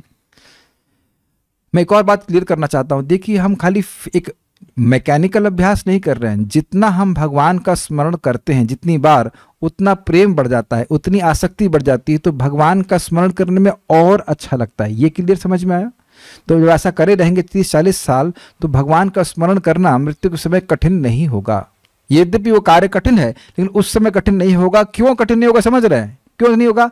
इस जगत में जिस वस्तु में आसक्ति थी उस वस्तु का स्मरण मृत्यु में सभी को हो रहा है कि नहीं हो रहा है? ये क्लियर समझ में आ रहा है? तो जब हम पूरे 40 साल भगवान में ही, फॉर एग्जाम्पल 40 साल हैं, तो अगर भगवान में आसक्ति डेवलप करेंगे तो भगवान का स्मरण करने में क्या कठिनाई आएगी? मैं समझा पा रहा हूं? जब हम जड़ वस्तुओं में आसक्ति को डेवलप कर लेते हैं और उनका स्मरण हो जाता है मृत्यु के समय, तो भगवान तो चिन्मय वस्तु हैं, उनमें आसक्ति जागृत कर लेंगे तो उनका स्मरण करना तो आसान है, प्लस वो खुद भी मदद करेंगे ना। वो तो अंदर ही बैठे हैं, मत्ता स्मृतिर ज्ञानम अपोहनम च। ये भी ध्यान रख लीजिए कि जीवन भर आप स्मरण करें, भक्ति कर रहे हैं, तो क्या भगवान उस समय आपको बुलवाएंगे, अरे ये तो मेरे पास आ जाएगा भैया, अब इसका पालन करना पड़ेगा? नहीं नहीं, ऐसा नहीं। वो तो पहले चाहते हैं कि आप उनके पास आ जाओ, तो वो आपकी सहायता करेंगे। लेकिन अगर जीवन भर भजन नहीं किए हैं तो फिर मृत्यु के समय भगवान क्यों स्मरण करने देंगे? क्यों? मतलब नॉट ऑफ जेलेसी, वो देख रहे हैं कि भाई चाहता ही नहीं मेरा स्मरण करना। ये बात है। गीता भूषण टीका, जब सब कोई मेरा ही स्मरण करके मुझको ही प्राप्त होते हैं ऐसा नियम नहीं है। अब यह क्यों कह रहे हैं? क्योंकि प्राय जब जगत में लोग शरीर छोड़ते हैं तो लोग क्या बोलते हैं? गोलोक निवासी। गोलोक तो कम बोलते हैं, ब्रह्मलीन। अच्छा ब्रह्मलीन, पूरी जिंदगी किस में लीन थे हो? पूरी जिंदगी माया लीन और मरते समय ब्रह्मलीन, गुइया ब्रह्मलीन, कुछ नहीं। ऐसा नहीं है कि जो सब लोग शरीर छोड़ रहे हैं वो मुक्ति को प्राप्त कर रहे हैं। प्राय वृद्ध लोग जब मर रहे होते हैं या वृद्धावस्था को प्राप्त होते हैं तो भजन तो किए नहीं रहते हैं और बोलते हैं हमको मुक्ति चाहिए। तो तुमने मुक्ति के लिए कुछ किया है या फ्री मिल जाएगी तुमको? और उनको बोलो चलो तुम्हें मुक्ति चाहिए तो अब तो जब करो, कहते ना हम, वो तो हमसे होगा नहीं। तो फिर तुम मुक्त होगे कैसे? क्यों नहीं होगा बताइए? क्योंकि मन में संस्कार बहुत ज्यादा बढ़े। एक और सूत्र सीखिए, इस समय शरीर देखिए स्ट्रांग है, तो यद्यपि वासना हो, इच्छा हो, फिर भी आप शरीर के बल से आप उसको दबा लेते हैं, नहीं दबा लेते? शरीर में मतलब इंद्रियों में शक्ति होती है तो व्यक्ति उठ करके कुछ नींद को दबा करके भजन कर लेता है। मैं समझा पा रहा हूं? आप देखो हम लोग युवावस्था रहती है अभी भी युवा ही है, मतलब तो युवावस्था है तो व्यक्ति मतलब अब कुछ अपने शरीर का अतिक्रमण करके भजन कर लेता है। लेकिन अगर पूरा जीवन भोग में बताया है तो वह तो अब शरीर वैसे ही रोगी हो गया है और अब भजन करना कठिन होता है। देखिए अगर कोई ऐसा है तब भी उसे भक्ति ही करनी चाहिए जितना भी कर पाए, लेकिन वैसे वह नहीं कर पाएगा जिसने पूरा जीवन भक्ति की। मैं प्रैक्टिकल एग्जांपल दे रहा हूँ, परम पूज्य लोकनाथ महाराज को आप देख लीजिए, भगवान ना करे कोई नजर ना लगे, महाराज को नजर लगी भी नहीं, देखिए महाराज कैसे नाचते हैं, गाते हैं अभी भी कीर्तन में, कैसे शास्त्र पढ़ रहे हैं, बोल रहे हैं, बताइए। वृद्धावस्था में तो प्राय नहीं समझ में आता लोगों को। अब मैं नाम लेना चाहता हूँ, देवी शक्ति माता जी को देख लीजिए, संयमित जीवन जी हैं, पूरे जीवन भक्ति करी, जवानी से 19 साल से भक्ति कर रही हैं, आज भी देखो शास्त्र धड़ाधड़ बोलती समझती हैं। तो अब ये कहना कि वृद्धावस्था में मुझे शास्त्र समझ में नहीं आ रहा, ये गलत है। ये लोग भी तो वृद्ध है, इन्हें कैसे समझ में आ रहा है? क्योंकि पूरा जीवन भक्ति किए इसलिए समझ में आ रहा है। तो जो लोग जवान हैं उनको तो बिल्कुल समझना चाहिए कि भाई हम अपना जीवन भोग में नहीं जाने देंगे, एटलीस्ट अपनी तरफ से पूरा संघर्ष करेंगे कि हमारी इंद्रिय संयमित रहें। बुढ़ापा बहुत बढ़िया बीतेगा, उसके बाद तो जवानी। समझ आ गया? बुढ़ापे के बाद जवानी ही जवानी। आध्यात्मिक शरीर मिल गया तो वो बुढ़ा नहीं होता भाई। और जो अपनी जवानी भोगों में बिताएगा तो वो तो फिर आगे फिर वही जरा मरण मृत्यु में फंसेगा। ये विवेक हमको स्वयं धारण करना है। तो सभी लोग भगवान के पास नहीं जा रहे हैं। हमारी दादी, नानी, मामी, नानी मतलब हमारी का मतलब इन जनरल बोल रहा हूं, तो सभी लोग भगवान के पास नहीं जा रहे हैं। जो भक्ति करेगा वो जा रहे हैं। सब कोई मेरा ही स्मरण करके मुझको ही प्राप्त होते हैं ऐसा नियम नहीं है। अन्य लोग अन्य का स्मरण करते हैं और उसको प्राप्त होते हैं, बल्कि ये कहा जाए कि भगवान का स्मरण करने वाले तो कोई विरला ही होता है। यही बात अजामिल ने कहा कि बहुत भजन करने के बाद भी भगवान का नाम मुख से नहीं आता है, लेकिन मेरा कैसे आ गया? ये तो भगवान का विशेष अनुग्रह ही है। फिर कहता है मैं तो पापी था, मुझ पे अनुग्रह क्यों? आप जानते हैं, क्योंकि उसने अनजाने में ही 83 साल की उम्र से ही नारायण नारायण नारायण अपनी माँ की गोद से मेरी गोद में आओ, ऐसे नारायण नारायण बोलने लग गया, इसलिए उन पर अनुग्रह हुआ। तो जब अनजाने में नाम बोलने वाले पे अनुग्रह भगवान का हो रहा है, तो अब दबाकर जो बोले हरे कृष्णा कृष्णा कृष्णा हरे हरे, हरे राम राम राम हरे हरे, उस पर अनुग्रह क्यों नहीं होगा? मैं क्लास के बाद में एक कथा सुनाऊंगा, का नाम है सुबल महाराज, याद दिला, सुदामा महाराज, याद दिला देना, भूल ना जाऊं। ठीक है, जिस जिस भाव का व्यक्ति स्मरण करता है वह उसी को प्राप्त करता है। मृत्यु के समय भरत महाराज हिरण का स्मरण किए, इसलिए हिरण बन गए। अब कुछ भक्तों को नहीं पता हुआ कि भरत महाराज कौन है, तो देखिए एक महान भक्त हुए, उनका नाम था भरत महाराज, पूरे विश्व के राजा थे और वह भगवान ऋषभ देव के सबसे बड़े पुत्र थे, 100 पुत्रों में से एक पुत्र थे, और इतने श्रेष्ठ थे, सुनिए, इतने श्रेष्ठ थे कि 100 बच्चों को उपदेश देते समय भगवान ने कहा कि तुम सब लोग इनके अंतर्गत रहकर भजन करो। 99 को उपदेश दिया, इतने योग्य व्यक्ति थे, और वो कई लाखों साल तक वह पृथ्वी पर राज्य किए। फिर उनको भगवान की भक्ति करने की उत्कट लालसा हुई, तो पूरा घर बार त्याग कर जंगल में चले गए और भजन कर रहे थे, और एकदम अद्भुत तरह से भजन कर रहे थे, वो भाव भक्ति के स्तर पर प्राप्त हो गए थे। लेकिन एक दिन गंडकी नदी बोलते हैं, तो वहां पे उन्होंने देखा कि एक हिरणी गर्भिणी थी और वह पानी पीने आई, तो इतने में देखा कि एक सिंह बहुत जोर से दहाड़ा, तो वह जो हिरणी थी उसका गर्भपात हो गया, उसका बच्चा बाहर आ गया और वह मर गई। तो उस बच्चे पे उनको दया आ गई। क्षत्रिय स्वभाव, देखिए क्षत्रिय का स्वभाव ही होता है कि वह लोगों को आश्रय देना चाहता है। तो उसने, वो क्षमा कीजिएगा, उन्होंने उस हिरणी के बच्चे को साथ में ले आए, तो वो बच्चा ध्यान रखने लगे, वो बच्चा बड़ा होने लगा। अब उनके मन में भावना आ ही गई कि मेरे अलावा से है कौन। अब उसमें हो गए आसक्त और भगवान का भजन गए भूल, और ऐसा करते करते बिल्कुल ही भूल गए। अब लगातार किस में आसक्त होने लगे? उस हिरण में होने लगे आसक्त। तो एक बार ऐसा हुआ कि हिरण चला गया कहीं और वे उसको ढूंढने के लिए आगे गए, तो ढूंढते बहुत ढूंढा, लेकिन वो हिरण नहीं मिला। तो एकदम से वो गिर पड़े, पागल जैसे हो गए, गिर पड़े और उनके सर में कुछ आघात हुआ और वह शरीर छोड़ गए। जब वह शरीर छोड़ रहे थे तो वो हिरण पास में आ गया और वह उस हिरण का स्मरण करते हुए शरीर छूटा, तो अगले जीवन में वो हिरण बन गए, लेकिन समान हिरण नहीं बने। उनको याद था कि पिछले जन्म में वो क्या गलती किए थे। तो ये एक विशेष व्यवस्था है। देखिए, अब आपको यह नहीं सोचना चाहिए कि अरे भाव भक्ति के स्तर से भी व्यक्ति गिर गया तो सभी लोग ऐसे गिर जाते होंगे, नहीं, ऐसा नहीं है। उनके हृदय में एक विशेष प्रकार की उत्कंठा जागृत करने के लिए भगवान ने ऐसी व्यवस्था करी। ऐसा नहीं कि हर व्यक्ति जो भाव भक्ति पे है वो गिर जाता है। एक बात भगवान ने मतलब व्यवस्था करी, लेकिन हमको शिक्षा मिलती है कि हम लोग तो कहाँ कहाँ मन को फंसाए हुए हैं और हम सोच रहे हैं कि हम लोग भगवान के पास जाएंगे। बहुत सतर्क करना पड़ेगा हमको। ये शिक्षा भक्तों को देने के लिए भगवान ने ऐसा किया, अन्यथा वो मुक्त पुरुष थे। लेकिन बात यहाँ समझाई जा रही है कि मृत्यु के समय हिरण का स्मरण किया तो हिरण ही बन गए, फिर आगे जाकर वो जड़ भरत बनते हैं अगले जन्म में और फिर भगवान के पास चले जाते हैं। मृत्यु के समय जो स्मरण होता है वह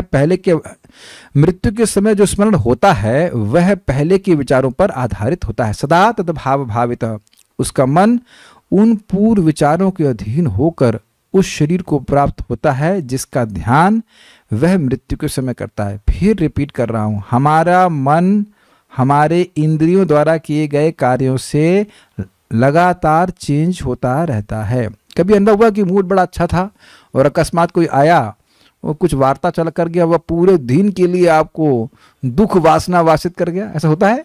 जैसे टेक 5 मिनट, खाली 5 मिनट लगता है बस।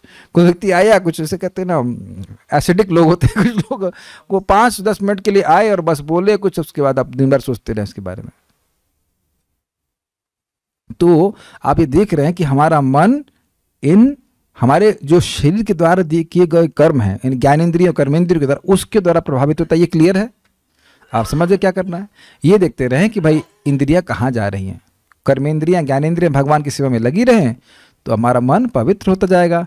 और फिर सुनिए ध्यान से, आपका मन, हमारा मन भगवत विचारों के अधीन हो जाएगा। इज इट नाइस ना? आप भगवान के बारे में सोचते रहिए तो आपका मन भगवान की विचारों के अधीन हो जाएगा और फिर स्वाभाविक सी बात है कि भगवान के पास चले जाएंगे। It is not difficult. ये जो श्लोक है ये देखने में लगेगा कठिन है, लेकिन कठिन बिल्कुल नहीं है। इस समय अगर हम सही अभ्यास करेंगे तो बहुत आसान हो जाएगा। मैं फिर रिपीट कर रहा हूँ, आपने अगर किसी एग्ज़ाम की तैयारी बढ़िया से करी है तो जब प्रश्न आता है तो फ्लो करता है आपका पेन। Is it not? ये है।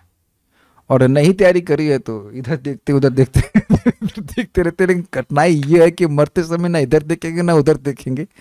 अब तो जो मन में आएगा वही वही आएगा और उसके अनुसार हमारी गति होगी। अंते या मति सा गति, अंते या मति सा गति, जैसी अंत में मति होती है वैसी ही उसकी गति होती है। तात्पर्य, यहां पर मृत्यु के समय अपना स्वभाव बदलने की विधि का वर्णन है। इस समय हम लोग जड़ स्वभाव में हैं, हम उसके बाद आध्यात्मिक स्वभाव को प्राप्त कर सकते हैं। जो व्यक्ति अंत समय कृष्ण का चिंतन करते हुए शरीर त्याग करता है उसे परमेश्वर का दिव्य स्वभाव प्राप्त होता है। यहां स्वभाव का अर्थ है सत्ता। किंतु यह सत्य नहीं है कि यदि कोई मृत्यु के समय कृष्ण के अतिरिक्त और कुछ सोचता है तो उसे भी दिव्य अवस्था प्राप्त होती है। मतलब सब लोग वहीं नहीं जा रहे हैं। हमें इस बात पर, हाँ, इसको पर एक विचार कीजिएगा। You can do an experiment at your and. Phone लें और आप लोग अगर आप लोगों के पास स्मार्टफोन तो करके देखिएगा, कैमरा का ऐप ऑन कीजिए, बहुत आसानी से समझ आ जाएगा।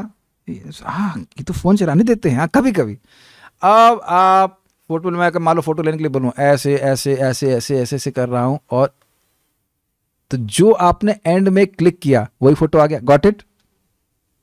बहुत अच्छा एग्जाम्पल भक्त महाराज देते हैं, परम पूज्य राधा गोविंद महाराज की। फोटो कर रहे हैं, मुस्कुराइए। अब मान लीजिए मुस्कुराने के समय आपका मुंह ऐसे बन गया तो वही फोटो आ जाएगी। समझ में आया? बोला मुस्कुराने के लिए, आप मुस्कुराए नहीं, मुंह लटका दिए तो वही फोटो आ जाएगी। Got it? तो अंत काले चमा में यम यम आप स्मरण भाव का ही अर्थ हो गया। जो अंत में शक्ल बनाई, जैसी शक्ल बनाई है, जैसा स्मरण किया वैसी शक्ल अगली प्राप्त कर लेंगे। मतलब योनि। तो फिर कोई मन को सही अवस्था में किस कोई मन की सही अवस्था में किस प्रकार मरे? महापुरुष होते हुए भी महाराज भरत ने मृत्यु के समय एक हिरण का चिंतन किया, अतः अगले जीवन में हिरण के शरीर में उनका देहांतरण हुआ। यद्यपि हिरण के रूप में उन्हें अपने विगत कर्मों की स्मृति थी, किंतु उन्हें पशु शरीर धारण करना ही पड़ा। अब एक बात विचार कीजिएगा, एक बात विचारणी है। कई बार भक्त इस बात को बोलते हैं, जड़ भरत के संग ऐसा क्यों हुआ? क्योंकि उनके साथ कोई नहीं था। अगर कोई भक्त साथ में होता तो कहता, भैया ये क्या कर रहे हो, पूरा जगत तुम छोड़ दिए और हिरण में फंस गए। क्या कहते हैं उसको, आसमान से गिरा और खजूर में अटका, हाथी पार हो गया, पूंछ अटक गई। अरे भाई, जब पूरा जगत छोड़ दिए तुम, मृगनयनी को छोड़ दिए, स्त्री को छोड़ दिए, तो मृग में अटक गए। तो साथ में जब भक्त होते हैं तो वह कुछ हमें करेक्शन देते हैं, और जनरली करेक्शन अच्छा नहीं लगता है।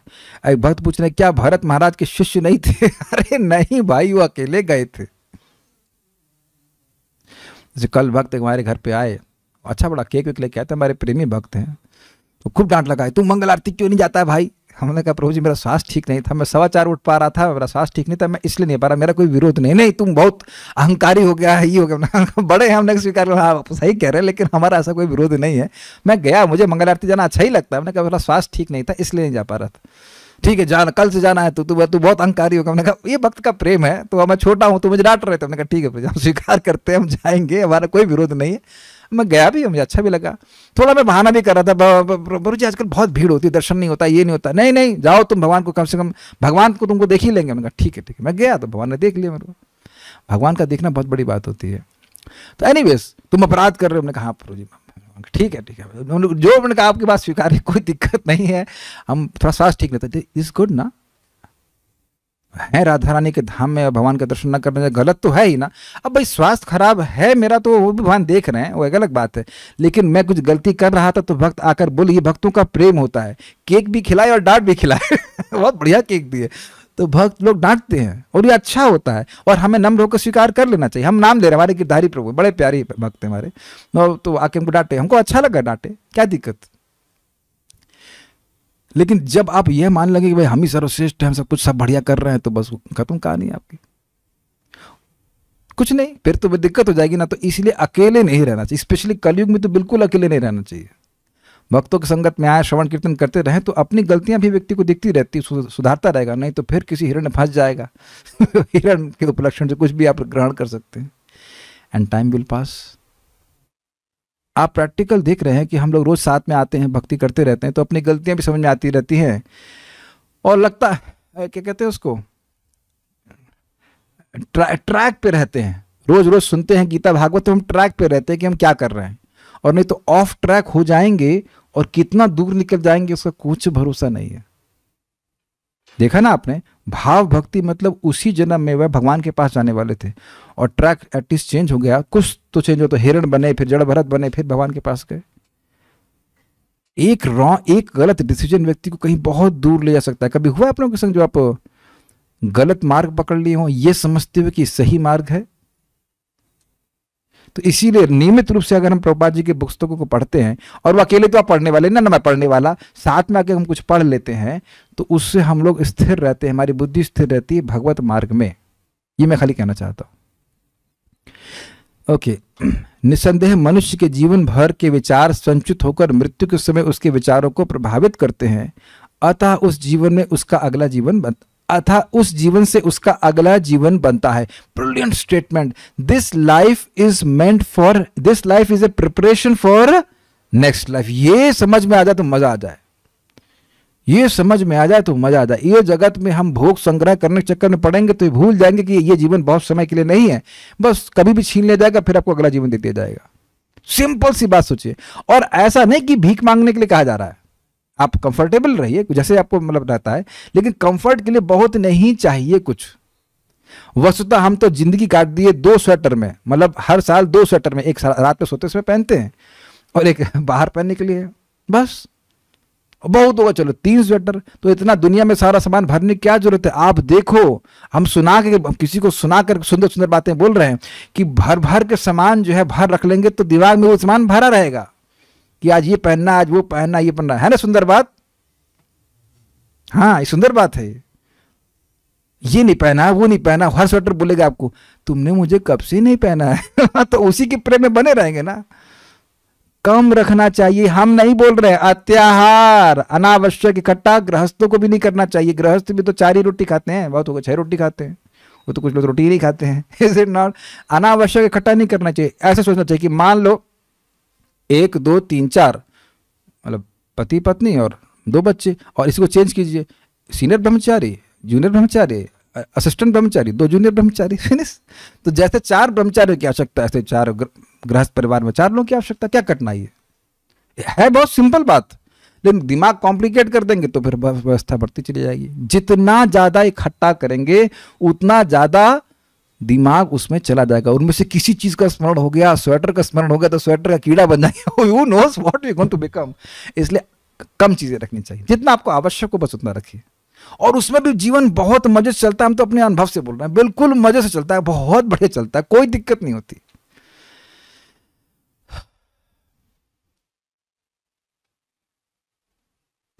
मैं विनोद की बात बोल रहा हूँ, सच्ची बात। हम नाम नहीं ले सकते, लेकिन कल एक माता जी बता रही थी, प्रभु जी इतना सारा सामान है, मकान बेचना है, अब 22 साल की गृहस्थी है, तो इतना सारा सामान इकट्ठा हो गया, उसको बेच नहीं पा रहे, उसलिए लो बीपी हो रहा है। ये स्थिति है, बताइए, ये गृहस्थों की स्थिति हो जाती है, इतना सामान इकट्ठा है। हमको एक वक्त माता जी आए, डाइनिंग टेबल का कपड़ा दे दिया गिफ्ट में।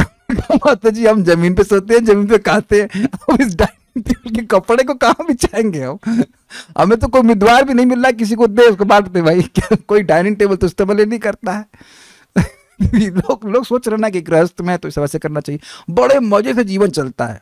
कोई मुझसे पूछा गृहस्थ जीवन कैसे चल रहा है? हमने कहा प्रवेश तो करें उसमें। हमारा जीवन तो ब्रह्मचारी की तरह चल रहा है, जैसे पहले चल रहा था वैसे चल रहा है, सेम कथा चल रही है, सेम भक्ति चल रही है, सब कुछ चल रहा है। आज भी एक ब्रह्मचारी मिले हमको, बोले क्लास चल रही है, हमने कहा चल रही है। तो क्यों मरे? गृहस्थी मरने के लिए प्रवेश किए, हम प्रवेश ही नहीं करेंगे, हम टच ही नहीं करेंगे। हमें क्या जरूरत है टच करने की? रहो जैसे वैसे भक्ति कर रहे थे वैसे करते चले जाओ, क्या जरूरत है? देखिए बात मैं मजाक में बोल रहा हूं लेकिन बात गंभीर है।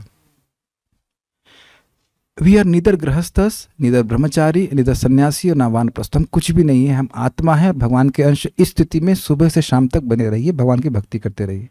भगवान ने आपको किसी आयोजन से किसी विशेष स्थिति में रखा है, उससे पहचान नहीं करें तब भगवान का स्मरण करेंगे, नहीं तो उस उपाधि से चिपक कर कुछ स्मरण करेंगे, फिर एक और उपाधि मिल जाएगी। मैं समझा पा रहा हूँ, ये प्रभुपाद जी का शब्द है। हम मान रहे हैं आज स्त्री है पुरुष है, यही मान के उसके अनुसार कार्य करते चले जाएंगे तो फिर एक शरीर मिल जाएगा। अगर ये स्मरण रखेंगे कि हाँ भाई ठीक है, पुरुष का शरीर है, स्त्री का शरीर है, हमें भगवान की भक्ति करनी है, बस ठीक है, हम आगे बढ़ेंगे, भगवान की भक्ति करेंगे, जितना संभव हो सके भगवान की भक्ति करेंगे, और फिर दोबारा उपाधि नहीं मिलेगी। आप जैसे जैसे भक्ति करते जा रहे हैं आपकी उपाधि डिसॉल्व होती जाएगी, शरीर रहेगा लेकिन शरीर से पहचान नहीं रहेगी। ठीक,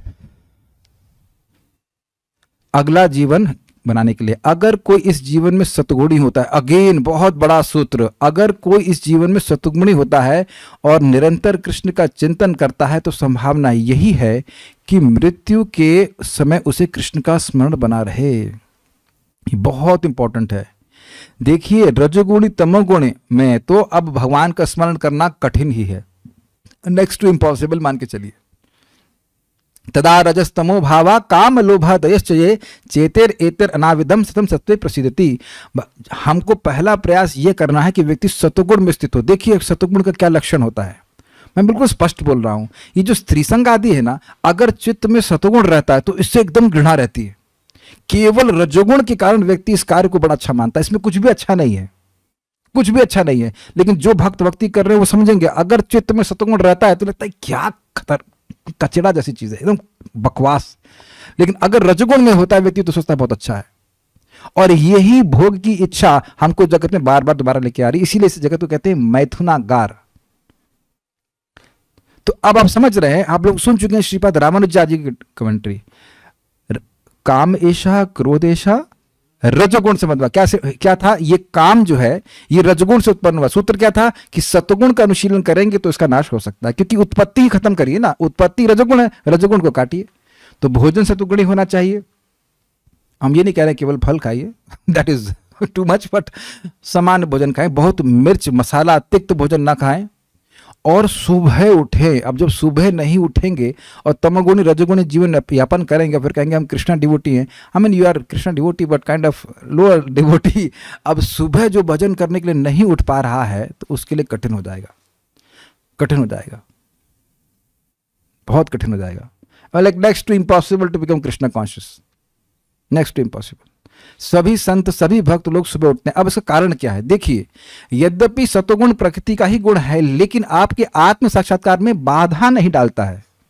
इट हेल्प्स, क्योंकि आपको अवेयरनेस रहती है, आप शांत रहते हैं, आपका भौतिक इच्छाएं कम रहती हैं, जितना आवश्यक उतना ग्रहण करते हैं, ये सब सतोगुण में है। और चीजें दिखती हैं जैसी वो हैं।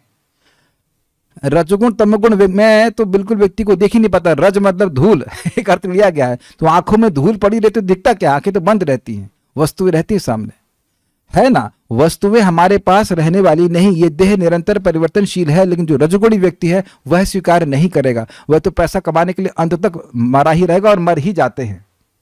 सतुगुण का अनुशीलन करते हैं तो चीजें प्रकट होती हैं। Please here this. इसीलिए साफ सुथरा रहना, नहाना धोना, ये सब बहुत महत्वपूर्ण है। शुद्ध जीवन जीना ये बहुत महत्वपूर्ण है। क्या आप लोग उसका अनुभव नहीं करते हो अलग? यस। तो आप कहेंगे प्रभु जी हमें तो दिव्य जीवन जीना है, तो भैया एयरपोर्ट पे जाए बिना ही आप हवाई जहाज पकड़ लेंगे। तो फर्स्ट थिंग इज सतोगुणी जीवन। और सतोगुणी जीवन का मतलब रेगुलेशन, रेगुलेशन, नियत समय पे खाना, नियत समय पे सोना, यह सब करना सतोगुण का कार्य होता है। बैलेंस। लेकिन नियत समय का नहीं, हाँ हम रोज रात के 12 बजे सो जाते हैं, वो नहीं भाई। आप प्रयास करें जरा जल्दी सो जाएं, सुबह जल्दी उठें, तो उससे आपको बहुत लाभ महसूस होगा। उम्मीद है कि आप सूत्र पकड़ रहे हैं। प्रभुपाद जी बहुत ही प्रैक्टिकल बातें बता रहे हैं। यह भी नहीं है कि हम 12, 13, 14 घंटे काम करेंगे और कहेंगे कि हम कृष्ण का स्मरण कर रहे हैं। प्रभुपाद बोले maximum 8 hours and minimum 16 rounds. Minimum और मैक्सिमम सही जगह लगा रखे ना। Maximum 8 hours and minimum 16 rounds. लोग चेंज कर देते हैं, minimum 8 hours and maximum 16 rounds, है ना। तो कैसे कृष्ण भावना भावित होंगे बताइए। ठीक है, जहां से भी है व्यक्ति करे, बहुत अच्छा होगा। हम तो कुछ भक्तों को जाते हैं 5 घंटे 6 घंटे काम कर लेते हैं, उसी में उनका बढ़िया कमाई हो जाती है। भगवान करे भगवान सबको ऐसे दे। लेकिन एक बात और देखिएगा, जितना जब को नेग्लेक्ट करेंगे उतना और मरना पड़ेगा, और मारेगी मैं। तुम भक्ति नहीं कर रहा ना, भक्ति नहीं करना, जब और पिट। जब अच्छे से करेंगे तो भौतिक जगत में भी आप देखेंगे कि आपका जीवन आसान हो जाता है। हमें कितने ही भक्तों ने बोला, प्रभु जी, एक हमारे भक्त मित्र हैं, उनका अमृत प्रभु, कहते हैं प्रभु जी हमसे लोग जलते हैं। तो क्यों जलते हैं? कहते हैं यार तू कम काम करता है, तेरे को प्रमोशन मिलता है। तो वो समझ नहीं पा रहे, काम कम नहीं कर रहे हो, भगवान का भजन कर रहे हैं। तो भगवान के अनुग्रह से सब कुछ प्रकार की संपदा आती है। भगवान, एक सिंपल सी बात समझिए, महाप्रभु एक धोबी को बोले, अरे भैया हरे कृष्णा करो। धोबी कहता है, अरे भैया कपड़े धुलने कि हरे कृष्णा करें? तो भगवान ने कहा कि मैं तेरे कपड़े धुलूंगा, ये है डॉक्यूमेंटेड है शास्त्र में, तू हरे कृष्णा कर। You will see how you chant nicely, material life भी बहुत आसान हो जाती है। और आप जप नहीं करेंगे, यज्ञ नहीं करेंगे तो दिक्कत होगी। ये मैं अपने भावुकता में नहीं कह रहा हूँ। क्या था वो, देवान भावयतानेना ते देवा भावयन्तु वह परस्परम भावयन्तः श्रेयः परम वाप्सतः। जो व्यक्ति यज्ञ करता है उसकी सहायता देवता लोग करते हैं, गीता का श्लोक है। आप देखिए जीवन में, ये हमारा जीवन देवताओं के द्वारा कंट्रोल्ड है। आप देखिएगा कि भक्ति करते हैं तो आसान हो जाता है। क्या मैं बोल ही रहा हूं या सब लोग ऐसा होता है? क्या ऐसा होता है कि जब करने से चिल हो गई लाइफ थोड़ा सा? हमारे एक मित्र हैं रामकृष्ण प्रभु, बता रहे थे, प्रभु जी जिस प्रॉब्लम को बाकी लोग मर जाते हैं सुबह से शाम तक करने में, हमसे खटाक से सॉल्व हो जाता है। तो वो बुद्धि कौन देता है? भगवान देते हैं, ताकि बाकी टाइम भक्ति कर सके। अच्छे भक्त हैं, वो डिवोटी हैं। ये है, मैंने अपने जीवन में अनुभव किया है। हमारा सारे प्रोजेक्ट बड़े आराम से हो जाते हैं और मैं आराम करता रहता हूँ, मुझे ज़्यादा मेहनत नहीं करनी पड़ती। जितने भी मैंने प्रोजेक्ट लिया आज तक, मंदिर में जब था, हम माला कर लेते थे, तो माला में होंगे रिजिड तो लाइफ हो जाएगी सॉफ्ट, और मारा में होंगे सॉफ्ट तो लाइफ हो जाएगी rigid. This you should make very clear. इससे हाँ, तो हम बात कर रहे थे कि सत्वगुणी जीवन जिए, बहुत बोझा उठाने वाला जीवन ना जिए। इससे उसे कृष्ण के दिव्य स्वभाव को प्राप्त करने में सहायता मिलेगी। यदि कोई दिव्य रूप से कृष्ण की सेवा में लीन रहता है तो उसका अगला शरीर दिव्य यानी आध्यात्मिक ही होगा, भौतिक नहीं। और इसका मतलब क्या है? हाउस वाइफ्स के लिए तो बहुत आसान है, भगवान के विग्रह को रख लीजिए, बस सारा मंदिर घर ही आपका वैकुंठ बन गया, खत्म कहानी। आप मंदिर घर की सफाई कर रहे हैं तो मंदिर की सफाई कर रहे हैं, भगवान की सेवा कर रहे हैं, भोग लगा रहे हैं, सब कुछ कर रहे हैं पूरा दिन। और पति के लिए भी बाहर जा रहा है तो अब किस लिए? वो टेम्पल के लिए डोनेशन लाने के लिए, है ना। भाई बहुत से भक्तों की सेवा होती है ना कि वो जाएंगे घर घर जाकर के डोनेशन लेके आते हैं। तो आप मान लीजिए फील्ड जॉब है या कोई भी जॉब है, तो घर में भाई पैसा आएगा, मंदिर के घर में नहीं, पैसा घर में नहीं, पैसा मंदिर में आ रहा है तो मंदिर चलेगा, मंदिर के ब्रह्मचारियों का पेट भरेगा। तो इस जस्ट मैटर ऑफ एटीट्यूड। जगत में सामान्य गृहस्थी में लोग क्या सोचते हैं? पैसा आएगा, आहा यहाँ जाएंगे, वहाँ सैर सपाटा करेंगे।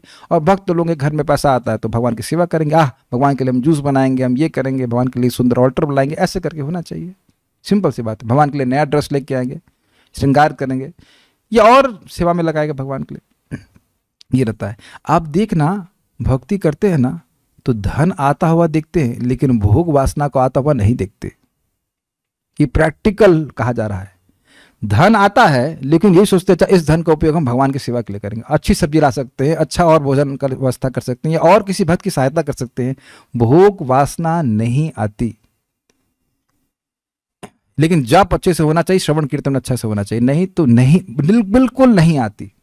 और नहीं तो पैसा तो दिमाग खराब करेगा ही।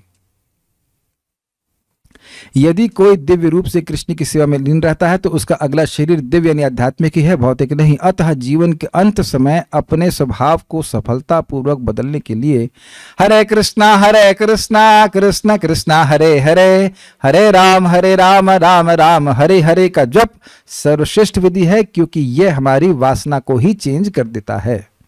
तो उम्मीद है कि बातें समझ में आएंगी। कोई प्रश्न किसी भक्त का है? नहीं, कोई प्रश्न नहीं। So will stop here. उम्मीद है कि श्लोक आपको अच्छा लगा होगा, इसका हम लोग आगे चर्चा करेंगे। श्रीमद् भगवद गीता की जय, श्रील प्रभुपाद की जय, निताई गौर प्रेमानंदे। ओह हाँ, ओह जयकारा से पहले तो भूल गया। चलिए ये कथा बताते, बहुत जबरदस्त कथा है। कैसे एक महान भक्त के अनुग्रह से व्यक्ति मान लो कोई व्यक्ति पतित भी हो जाए तो भी उसका उद्धार हो जाता है। प्रभुपाद जी, जहाँ तक मैं समझ रहा हूँ, वृंदावन की बात है, कहीं मतलब भारत की ही बात होगी, तो अपने शिष्यों के संग बैठे हुए थे और वो जापान में प्रचार को शुरू करना चाहते थे। तो उन्हें पूछा, कुछ सन्यासी बैठे हुए थे वहाँ पे और भक्त भी, तो कि जापान कौन जाएगा प्रचार करने के लिए। तो सुदामा महाराज थे, उन्होंने हाथ खड़ा किया। तो प्रभुपाद इतना प्रसन्न हुए, उन्होंने कहा क्योंकि तुमने इस बात को मेरी स्वीकार किया है तो तुम इसी जन्म में भगवान के पास जाओगे। प्रभुपाद सत्य संकल्प हैं। तो सुदामा महाराज गए, प्रयास किया, जो प्रचार हुआ हुआ हमको उसके बारे में नहीं पता, लेकिन प्रयास किए प्रचार करने के लिए। बाद में उनका पतन हो गया, संन्यास आश्रम छूट गया, यहाँ तक कि उनको एड्स भी हो गया। आप समझ ही सकते हैं कि क्या क्या गड़बड़ हो गया होगा। और बिल्कुल भक्ति उनकी छूट गई और फिर कई साल ऐसे बीत गए और उसके बाद फिर वो मतलब शरीर छोड़ने का समय आया तो उससे आखिरी के सालों में फिर भक्तों की संगत में आए। और जब उनका शरीर छोड़ने का समय हुआ, फिर मतलब भक्ति करने लगे, शरीर छोड़ने का समय हुआ तो एकदम से वह बोले, Prabhupada you have come to take me, और फिर शरीर छोड़ दिया। हम यह नहीं कह रहे हैं कि भक्तों को पतित हो जाना चाहिए, लेकिन एक महान भक्त की बात को मान करके चलना, उसको जीवन समर्पित कर देंगे तो भी ऐसी गति प्राप्त हो सकती है। This make sense to you? एक बात मैं आपको और कथा बताऊंगा जो बिल्कुल इसके प्रसंग में है और बहुत ही अद्भुत शक्ति भक्ति की आपको दिखाएगी, जिसको सुन लीजिए। मैं पहले भी सुना चुका हूं लेकिन यहां एकदम कंटेक्स्ट में है। गुरुनानंद प्रभु श्रील प्रभुपाद जी के शिष्य हैं और उनसे मैंने साक्षात कथा सुनी थी और वही कथा मैं आप लोगों को सुना रहा हूं। उन्होंने कहा कि एक बार वो ऑस्ट्रेलिया में रहते हैं, एक व्यक्ति से मिले, उसका नाम तो कुछ तो था, नाम कुछ टॉम ऐसे कुछ नाम था, और वह उनसे इस्कॉन के कैफे में मिलता था। कैफे होता होगा कोई इस्कॉन कैफे, तो वहाँ प्रसादम मिलता था, तो वहाँ मिलता तो वो लोग प्राय वहाँ पे जाके कुछ पीते होंगे, ड्रिंक्स वगैरह। ड्रिंक्स से मेरा मतलब जो प्रसादम ड्रिंक्स पिया करते थे और ऐसे कुछ बातचीत होने लगी, दोस्ती कुछ हो गई उनकी। कुछ महीनों के बाद उस टॉम के घर से प्रभु जी के घर में एक मैसेज आया कि ये शरीर छोड़ रहे हैं और ये चाहते हैं कि आप गुरुनानंद प्रभु और उनकी पत्नी उनके पास आए, उनकी सहायता करें शरीर छोड़ने में। तो गुरुनानंद प्रभु और उनकी पत्नी मतलब माता जी दोनों ही प्रभुपाद जी के शिष्य हैं और वो आए उनके पास। वृंदावन की रज, भगवान का प्रसाद, माला इत्यादि वो सब उनको देने के लिए आए और उनके ही हाथों में उस व्यक्ति ने शरीर छोड़ा और एकदम से ऐसे खड़ा हुआ, उसने बोला, I know where I am going and that place is very nice. अंत काले। और ये सब उसके जीवन के आखिरी समय में हुआ ना, आखिरी के 2-3 महीने में परिवर्तन हुआ। तो गुरुनानंद प्रभु कहे, हमको पता नहीं वो कहां गया, लेकिन स्वाभाविक सी बात है कि वो नरक तो नहीं गया। तो फिर उन्हें पूछा कि भाई ये करता क्या था, क्योंकि ये हमेशा बहुत दुखी लगता था। तो उन्हें मालूम किया तो मालूम चला कि ऑस्ट्रेलिया से जितना भी गोमांस निर्यात होता है, वो जितना भी बसों ट्रकों में जाता, उन ट्रकों की चेन का वो मालिक था। तो अपने इससे क्या बड़ा बात हो गई। देखिए, मांस को ट्रांसपोर्ट करने वाला, काटने वाला, खाने वाला, पकाने वाला, जो 6 प्रकार से इसमें इन्वॉल्व होते हैं, उन सबको वो मांस को, उस पशु को मारने का पाप लगता है। और एक गाय को मारने के पाप कितना होता है, वो उतने उसके शरीर में रोए हैं, उतने 1000 साल तक व्यक्ति को नरक में रहना पड़ता है। तो अब समझ लीजिए कि कितना, हम समझ नहीं सकते लेकिन अंदाज लगा सकते हैं कितना बड़ा पाप उस व्यक्ति के सर पे था।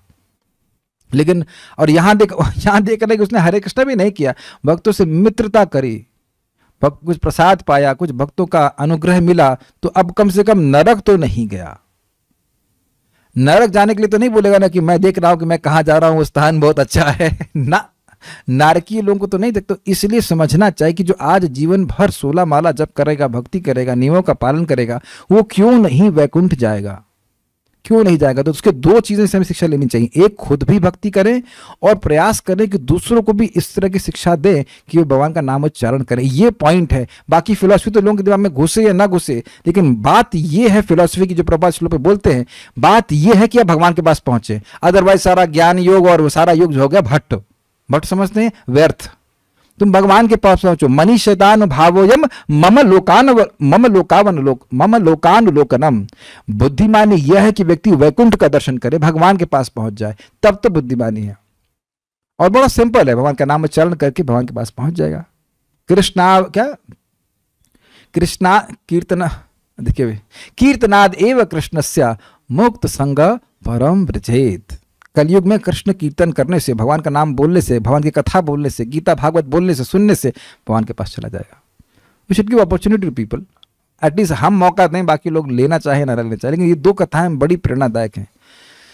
सो we should do that. Will stop here now, just to plan.